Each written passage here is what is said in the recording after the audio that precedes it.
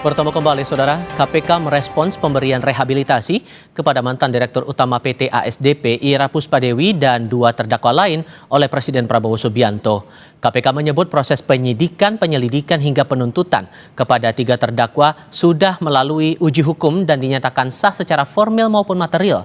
Artinya, menurut KPK, apa yang dilakukan KPK termasuk memenangkan pra-peradilan hingga putusan majelis hakim membuktikan proses kasus dugaan korupsi akuisisi PT JN oleh PT ASDP tidak cacat hukum.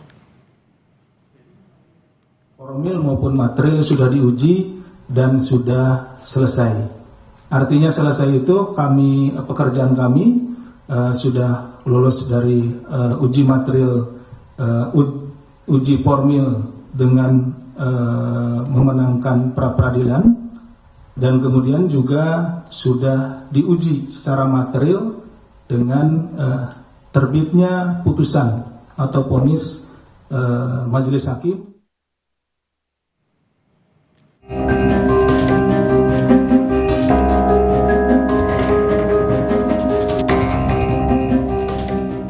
Presiden Prabowo Subianto memberikan rehabilitasi kepada mantan Direktur Utama PT ASDP Ira Puspadewi dan 2 terdakwa lainnya. Sebelumnya, Ira divonis 4 tahun 6 bulan penjara, denda 500 juta rupiah, subsidiar 3 bulan kurungan penjara dalam kasus korupsi kerjasama akuisisi PT Jembatan Nusantara oleh PT ASDP. Pengumuman rehabilitasi disampaikan Wakil Ketua DPR Sufmi Dasko Ahmad di Istana Negara kemarin. Dasko menyebut rehabilitasi diberikan setelah adanya aspirasi masyarakat melalui DPR. Berbagai pengaduan dan aspirasi disampaikan kepada Dewan Perwakilan Rakyat Republik Indonesia. Setelah Dewan Perwakilan Rakyat Republik Indonesia menerima berbagai aspirasi dari masyarakat, kelompok masyarakat, kami kemudian meminta kepada Komisi Hukum untuk melakukan kajian terhadap perkara yang mulai dilakukan penyelidikan sejak bulan Juli 2024. Alhamdulillah, pada hari ini Presiden Republik Indonesia Bapak Prabowo Subianto telah menandatangani surat rehabilitasi terhadap 3 nama tersebut. Merespons hal ini, KPK menghormati keputusan Presiden Prabowo. Presiden memiliki hak prerogatif atau hak istimewa yang harus dihormati semua pihak. KPK menghormati keputusan rehabilitasi yang diberikan oleh Presiden sebagai hak prerogatif dari Presiden kepada 3 direksi PT ASDP tersebut. Dugaan kasus korupsi Ira Puspadewi mendapat sorotan dari masyarakat. Di media sosial beragam dukungan muncul. Narasi yang dimunculkan pengguna medsos adalah kasus Ira disebut mirip seperti Tom Lembong. Mantan Dirut ASDP tidak ambil uang sepeser pun tapi dianggap rugikan negara hingga 1,25 triliun rupiah. Usai vonis berlangsung, terdakwa Ira pun mengatakan ia tidak mengambil keuntungan sepeser pun. Akuisisi PT JN adalah aksi strategis untuk menguntungkan ASDP dan negara. Yang dinyatakan oleh majelis bahwa tidak ada sesen pun keuntungan pribadi yang kami ambil. Kemudian yang berikutnya kami ingin sampaikan bahwa akuisisi ini adalah aksi strategis yang bukan hanya baik atau menguntungkan untuk ASDP, tetapi untuk negara. Majelis Hakim telah memvonis Ira dan 2 terdakwa lainnya. Meski terbukti tidak menerima keuntungan finansial, Hakim menyebut perbuatan para terdakwa bukan kesalahan murni melakukan korupsi, melainkan perbuatan kelalaian berat tanpa kehati-hatian. Tim Liputan, Kompas TV.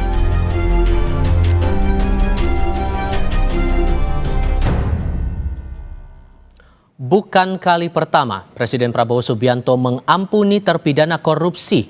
Sebelum mantan Dirut ASDP, Presiden pernah memberikan amnesti kepada Hasto Kristianto dan abolisi kepada Thomas Trikasih Lembong. Lalu apakah pengampunan kepada koruptor dianggap sebagai upaya melemahkan KPK? Praktisi hukum Todung Mulya Lubis dan anggota Komisi 3 DPR dari fraksi Partai Golkar Sudha Sonttandra bergabung untuk diskusi soal ini. Selamat sore semuanya dengan Tifal di sini. Selamat sore Abang Todung. Selamat sore, Bos. Terima kasih semua sudah bergabung bersama kami kali ini. Pak Todung, dengan berkaca dari pengampunan yang diberikan kepada terdakwa kasus ASDP, sebelumnya ada pengampunan amnesti kepada Hasto, abolisi kepada Tom Lembong. Ada kesan di publik, ini kayaknya mudah bagi Presiden memberi pengampunan kepada terdakwa koruptor. Anda menangkap demikian juga atau enggak?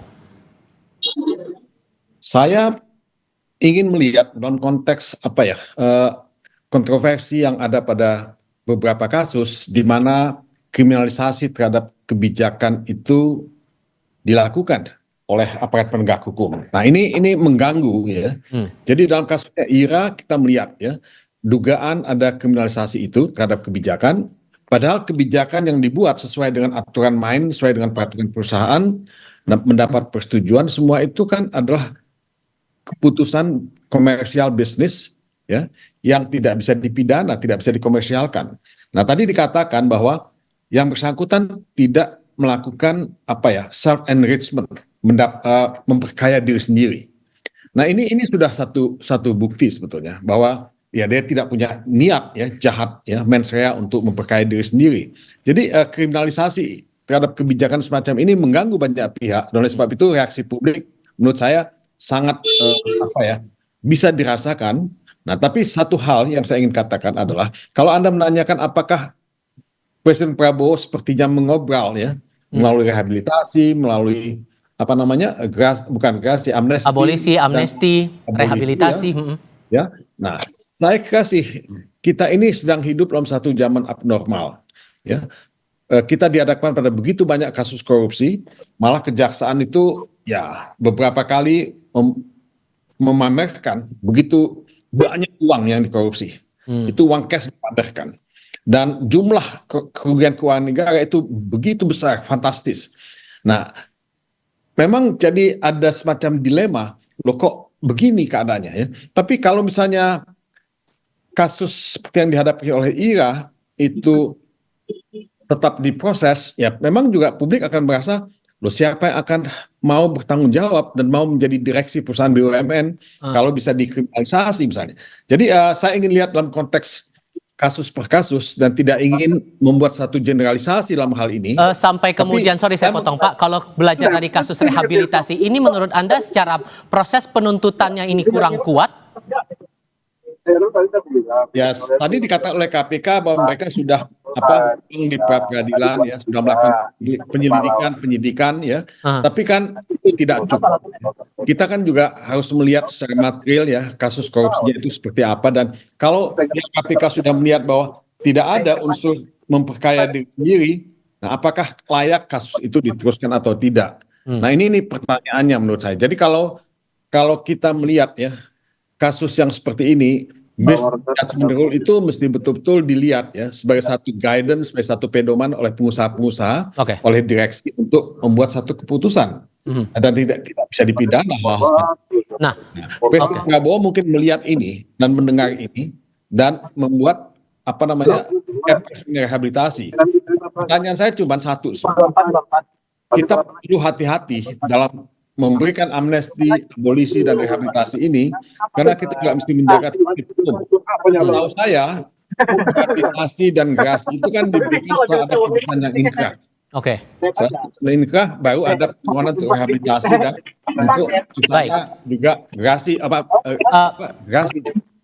Kalau amnesti dan abolisi bisa dikeluarkan sebelum ada proses peradilan. Nah, ini kan kita mesti sepakati semua mekanisme.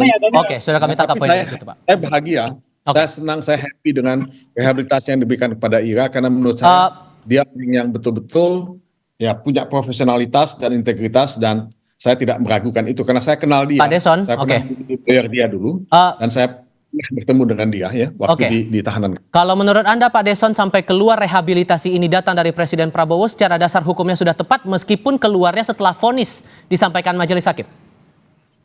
Ya, jadi Presiden tentu dalam hal ini punya banyak pertimbangan. Beliau juga tidak ingin mengganggu independensi daripada pengadilan, ya kan?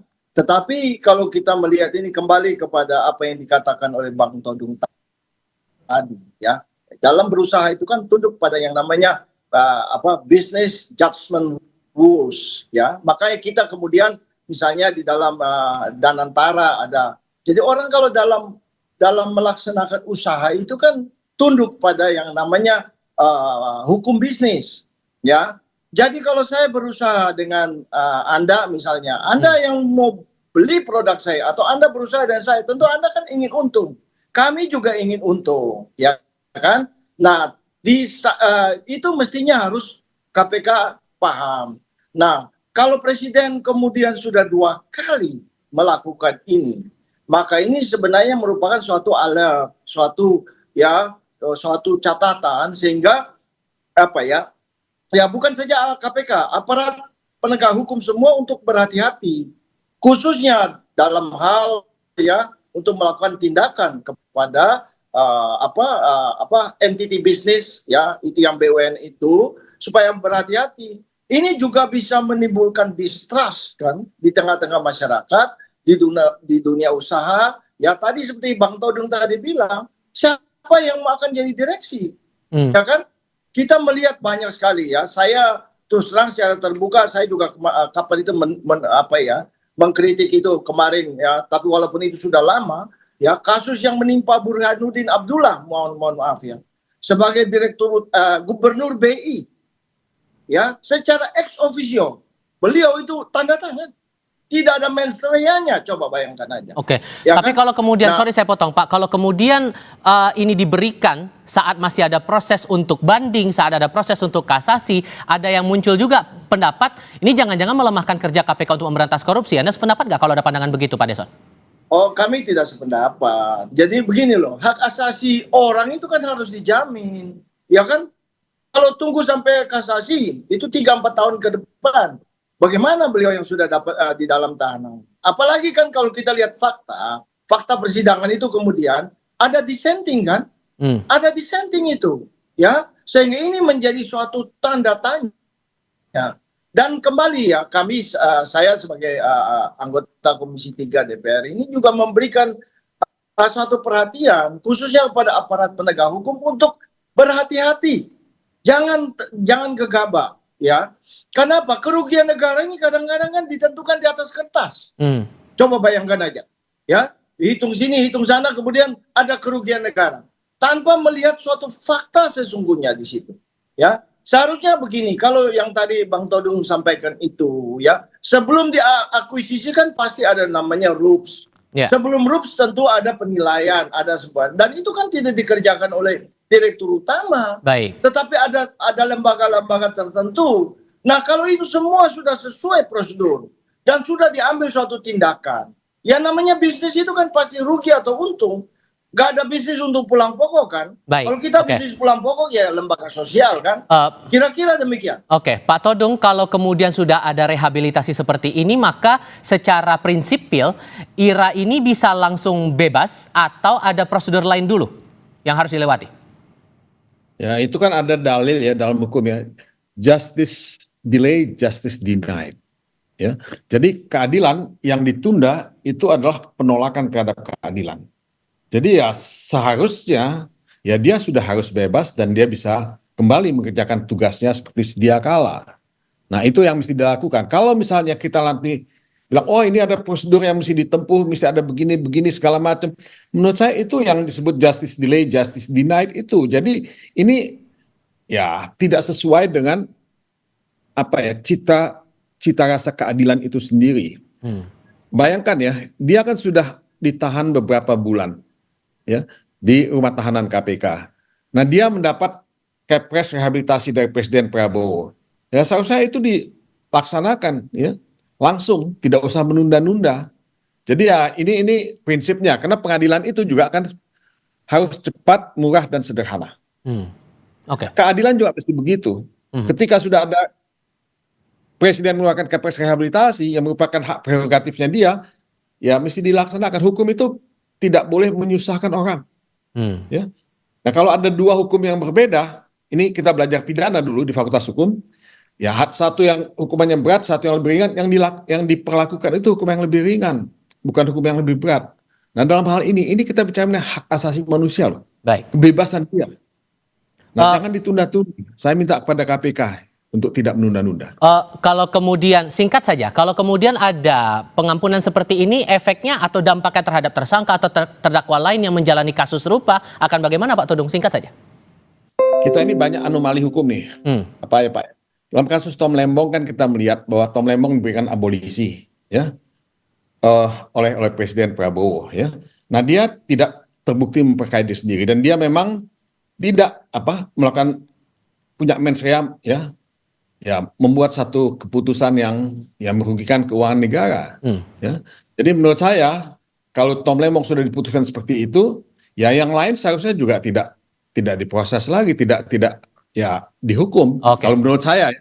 Jadi ini anomali ini kita mesti segera hilangkan gitu supaya konsisten. Kalau misalnya satu ya untuk kasus yang sama sudah dibebaskan ya, yang lain ya kecuali ada bukti-bukti yang sangat fundamental yang bertentangan satu dengan yang lain, ya itu kita bisa lihat. Tapi kalau tidak, menurut saya nggak bisa. Ya. Oke, Pak Deson, Anda juga punya pandangan lain soal anomali ini? Ya kita harus mengakui bahwa memang penegakan hukum kita juga memang ada masalah. Ya, dan terus terang kita terus memperbaikinya. Nah, saya cuma meminta bahwa aparat penegak hukum, bukan KPK saja, harus menggunakan momen ini sebagai sign, ya, sebagai sign bahwa arah politik hukum kita di bawah Presiden Prabowo adalah agar jangan mempidanakan orang yang tidak bersalah, jangan mengkriminalkan, ya. Apalagi dengan kemudian ada keluar aturan baru, ya, yang berkaitan sama Danantara, itu kan sudah jelas dikatakan itu, ya. Kalau yang berkaitan dengan business judgment rules, semua sudah dikerjakan dengan sesuai prosedur. Ada rules-nya, sebelum ada take over ada rules, sebelum ada rules ada penilaian, ada segala macam. Ya jangan dikriminalkan. Tidak semua kerugian negara itu korupsi. Ya, itu tidak semua perbuatan hukum itu kemudian korupsi kalau tidak ada kerugian keuangan negara. Nah, inilah yang harus kita pahami dan ini menjadi pelajaran berharga bagi kita semua, gitu loh, ya. Supaya ini jangan sampai timbul korban-korban yang lain. Kira-kira demikian. Oke, Pak Deson, Pak Todung, terima kasih banyak sudah berdiskusi dan berbagi pandangan bersama kami kali ini. Selamat sore semuanya.